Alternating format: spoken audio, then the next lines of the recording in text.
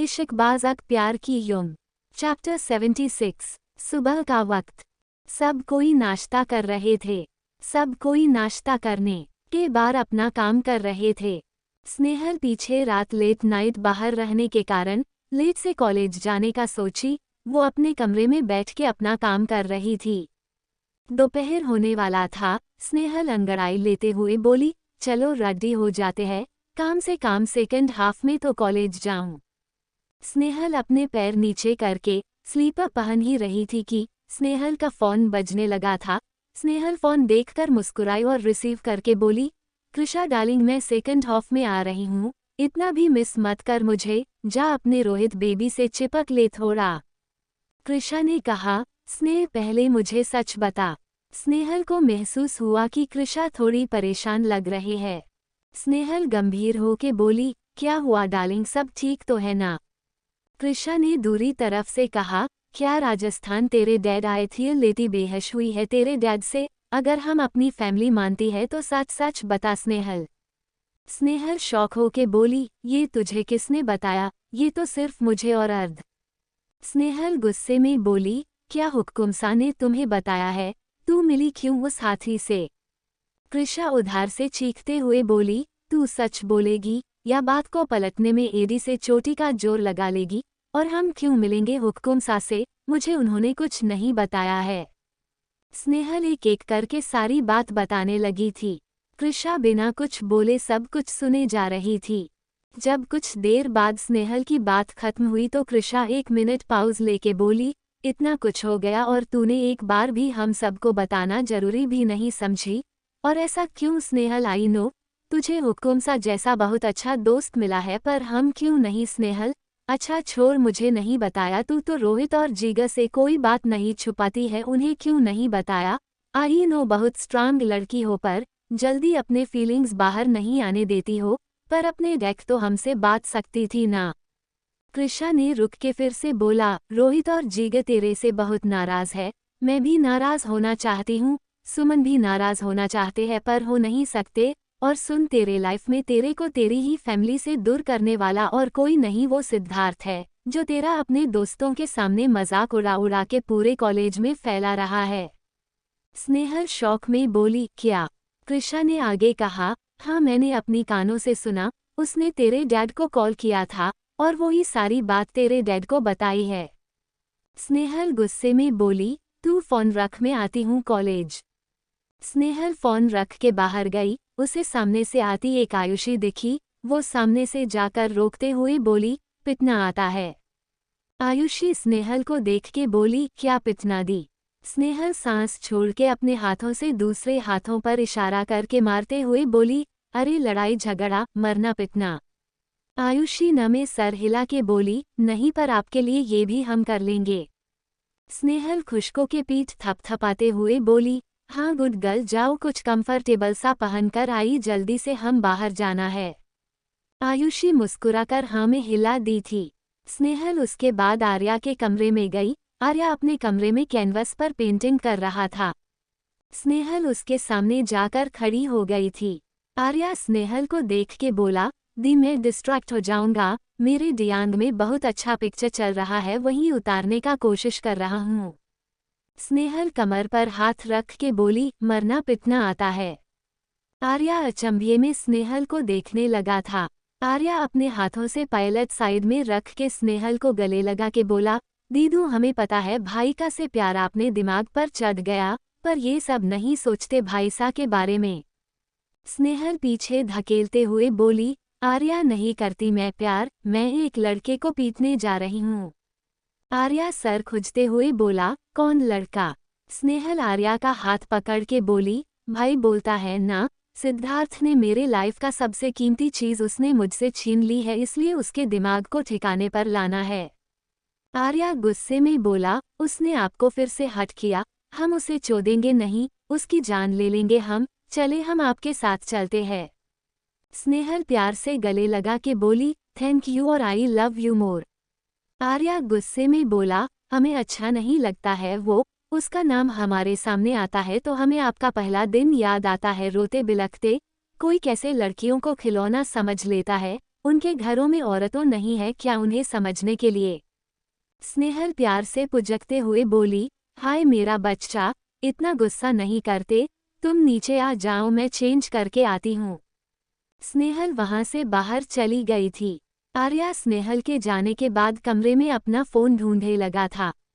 जब उसे फोन मिला वो तुरंत अर्धांश को कॉल करके बोला, ब्रो, वो लड़का सिद्धार्थ ने फिर से दी को परेशान किया है, इस बात आपने कोई एक्शन नहीं लिया तो हम आपसे कभी बात नहीं करेंगे। स्नेहल दी के बाद उसे दूध के पीटने जा रही है। उद्धरण चिन्ह।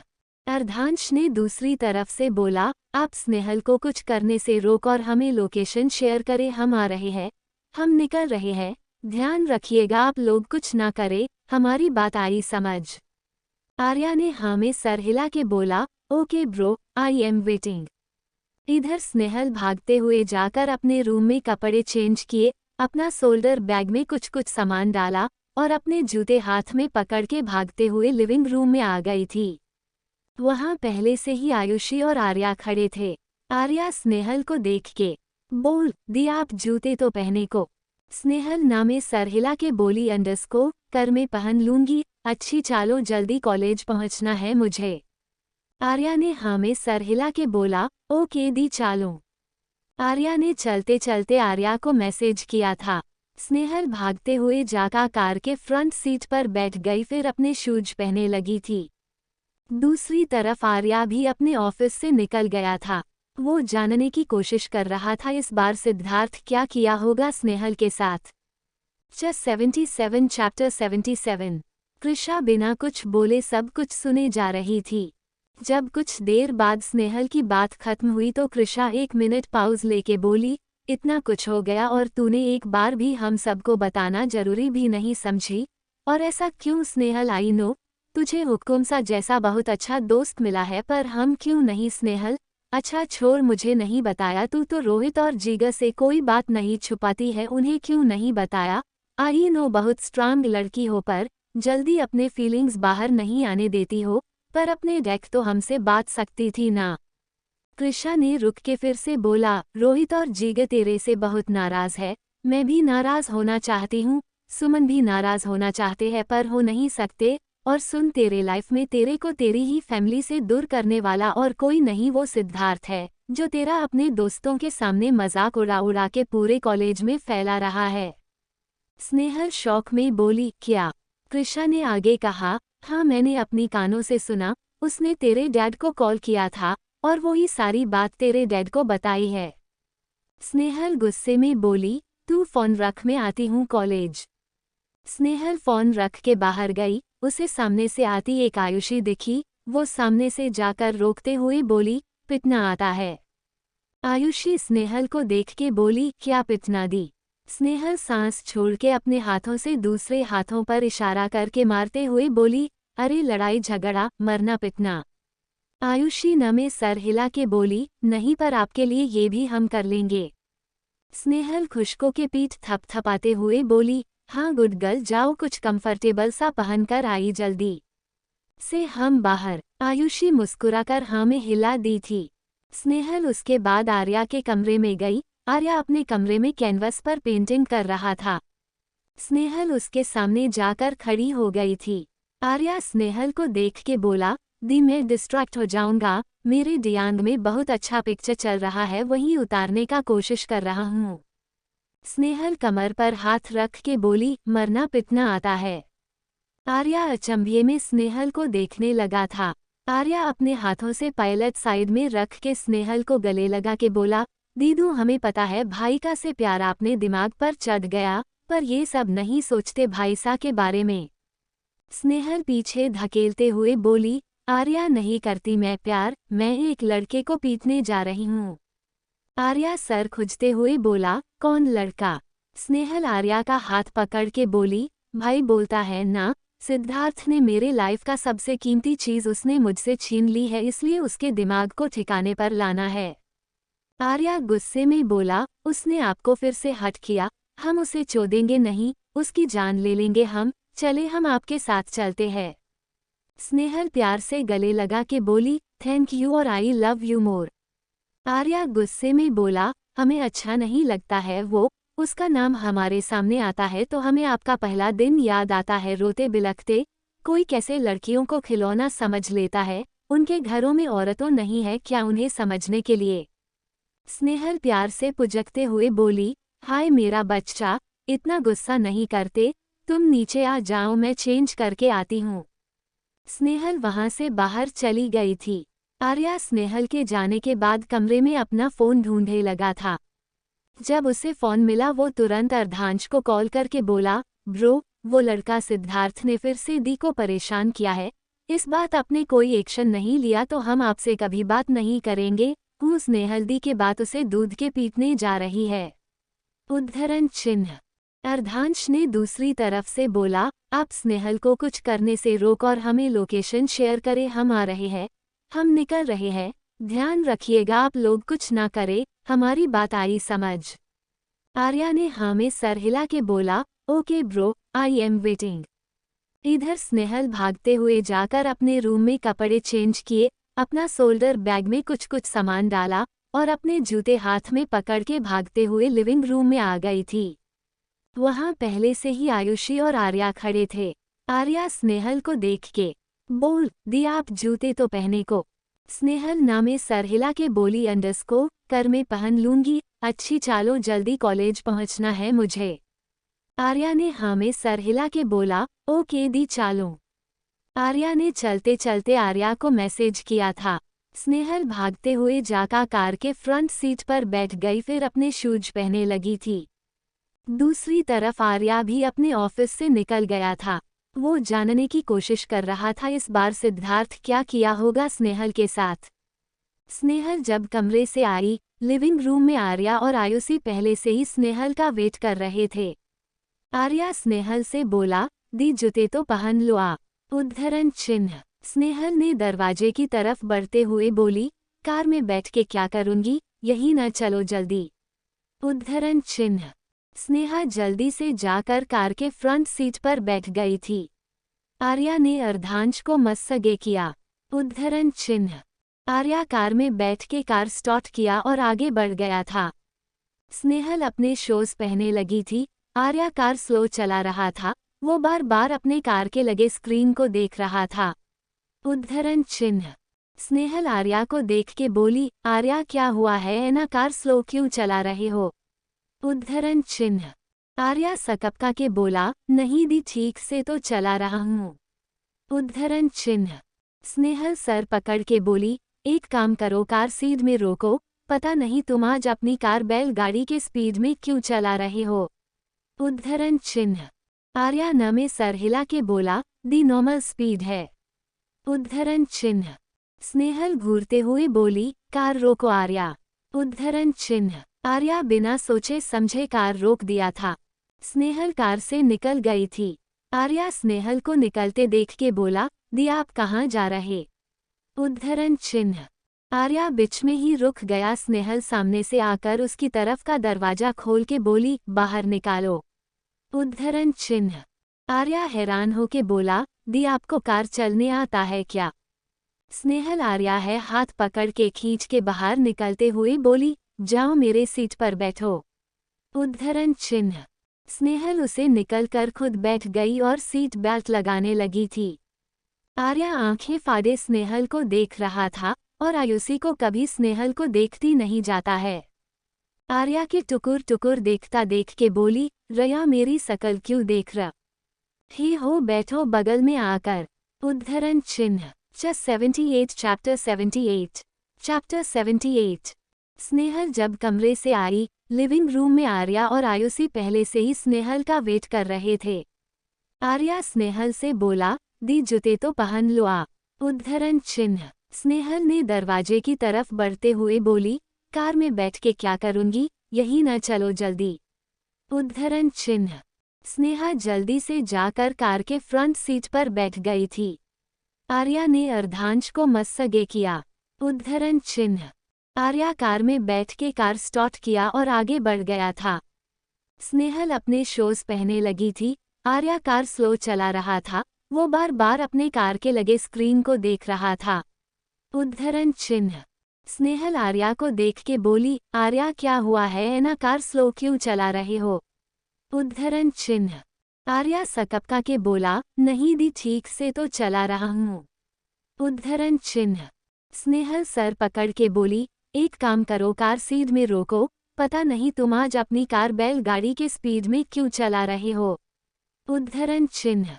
आर्या न में सर हिला के बोला, दी नॉर्मल स्पीड है। उद्धरण चिन्ह। स्नेहल घूरते हुए बोली, कार रोको आर्या। उद्धरण चिन्ह। आर्या बिना सोचे समझे कार रोक दिया था। स्नेहल कार से निकल गई थी। आर्या स्नेहल को निकलते देख के बोला, दी आप कहाँ जा रहे? उद्धरण चिन्ह। आर्या बीच में ही रुक गया। स्नेहल सामने से आकर उसकी तरफ का दरवाजा खोल के बोली, बाहर निकालो। उद्धरण चिन्ह। आर्या हैरान होके बोला, दी आपको कार चलने आता है क्या? स्नेहल आर्या है हाथ पकड़ के खींच के बाहर निकलते हुए बोली, जाओ मेरे सीट पर बैठो। उद्धरण चिन्ह। स्नेहल उसे निकलकर खुद बैठ गई और सीट बेल्ट लगाने लगी थी। आर्या आंखें फाड़े स्नेहल को देख रहा था और आयुषी को कभी स्नेहल को देखती नहीं जाता है। आर्या के टुकुर टुकुर देखता देख के बोली, रया मेरी शकल क्यों देख रहे हो, बैठो बगल में आकर। उद्धरण चिन्ह। आर्या स्नेहल के बगल में आकर बैठ गया था। स्नेहल कार स्टार्ट की। आर्या और आयुषी एक दूसरे को देखने लगे थे। स्नेहल ने एक्सीलेटर लिया और तेजी से कार आगे बढ़ा दी थी।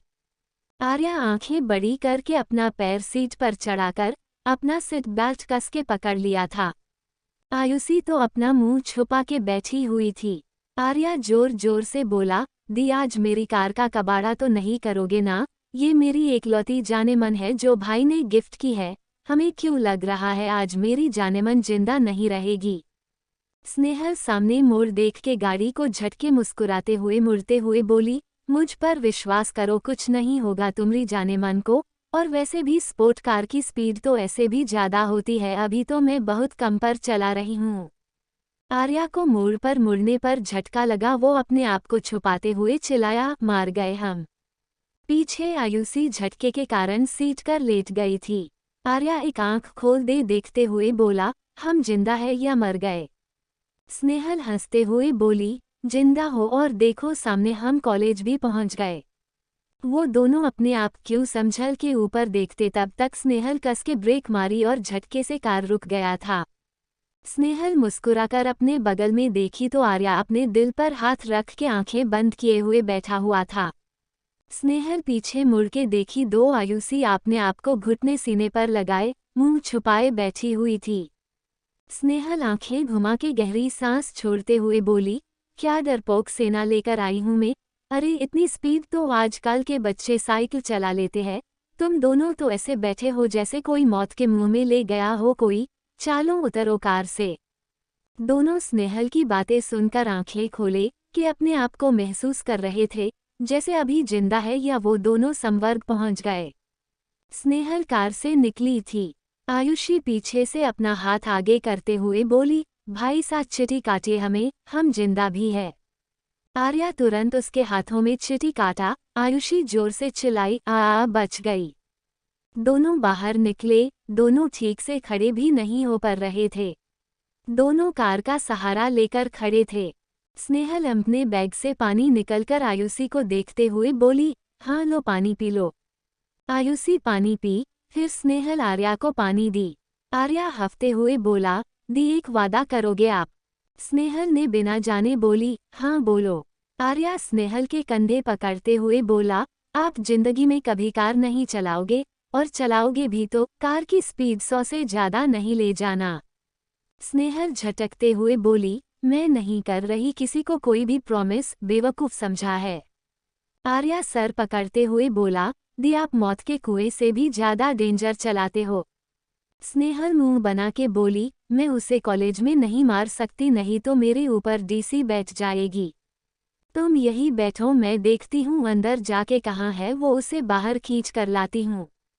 स्नेहल अंदर चली गई थी। वो पूरे कॉलेज में सिद्धार्थ को ढूंढ रही थी। सब उसे बहुत देर बाद कैंटीन के पास अपने दोस्तों के साथ बैठा हुआ था। पहले तो कुछ देर घुरी, फिर आगे बढ़ने लगी थी। अभी कुछ समय हुआ ही था कि सिद्धार्थ की नज़र भी स्नेहल पर पड़ी। वो उसे देखकर हंस रहा था जैसे उसकी बेइज्जती कर रहा हो। स्नेहल सिद्धार्थ के आंखों को देखते ही रुक गई थी। तुरंत दोनों के कानों में एक गाने की आवाज आई थी। देखा है पहली बार साजन की आंखों में प्यार। देखा है पहली बार साजन की आंखों में प्यार। अब जाके आया मेरे बेचैन दिल को करार। दिलबर तुझे मिलने को कब से था मैं बेकरार। अब जाके आया मेरे बेचैन दिल को करार। देखा है पहली बार साजन की आंखों में प्यार। अब जाके आया मेरे बेचैन दिल को करार। पलके झुकाऊं तुझे दिल में बसाऊं। अब बिन तेरे मैं तो कहीं चैन ना पाऊं। पलके झुकाऊं तुझे दिल में बसाऊं। अब बिन तेरे मैं तो कहीं चैन ना पाऊं। तू मेरा जिगर है, तू मेरी नज़र है, तू मेरी आरज़ू, तू मेरा हमसफ़र है। देखा है पहली बार साजन की आंखों में प्यार। अब जाके आया मेरे बेचैन दिल को करार। मेरी अदाएं ये मेरी जवानी, बस तेरे लिए है ये मेरी जिंदगानी। मेरी अदाएं ये मेरी जवानी, बस तेरे लिए है ये मेरी जिंदगानी। तू मेरी गज़ल है, तू मेरा तराना, आ तेरी धड़कनों पे लिख दूं दिल का फसाना। देखा है पहली बार साजन की आंखों में प्यार। देखा है पहली बार जानम की आंखों में प्यार। अब जाके आया मेरे बेचैन दिल को करार। दिलबर तुझे मिलने को कब से थी मैं बेकरार। अब जाके आया मेरे बेचैन दिल को करार। देखा है पहली बार साजन की आंखों में प्यार। गाना बज रहा था, दोनों एक दूसरे को घूर रहे थे के अंडस्को। Just 79 Chapter 79 Chapter 79 स्नेहल अंदर गई। वो पहले अपने क्लास चली गई थी। क्लासरूम में सारे दोस्त बैठे हुए थे। वो लोग स्नेहल को आते देख के मुंह फेर लिए थे। स्नेहल उनके पास जाके बोली, गाइस सॉरी ना, मैं नहीं बताना चाहती थी अपने डेक, और तुम लोग कितना सुनोगे मेरा डेक। जब से तुम लोगों के लाइफ में आई हूँ तुम लोगों को डेक ही सुना रही हूँ और बताती भी कैसे यहाँ से घर गई तो पापा हवेली के दरवाजे पर खड़े थे। जैसे तैसे करके हुक्म सा ने मुझे संभाला। नेक्स्ट डे हम सम की इम्पोर्टेंट इंटरव्यू थी और तुम लोग तो जानते हो कि कल मीटिंग भी थी मेरी, और आज का तो तुम सबको पता ही है। उद्धरण चिन्ह। रोहित थप्पड़ दिखते हुए बोला, ये देख रही एक लगाऊंगा ना, दिमाग ठिठकने पर आ जाएगा। कौन से डेक तूने सुनाए हमें, और दोस्त काम की क्यों है, जा एक दोस्त के दूसरे के काम ना पाए। तुझे डेक ही बताना है न तो आती मेरे पास, हमें से कोई तेरा दुश्मन नहीं है।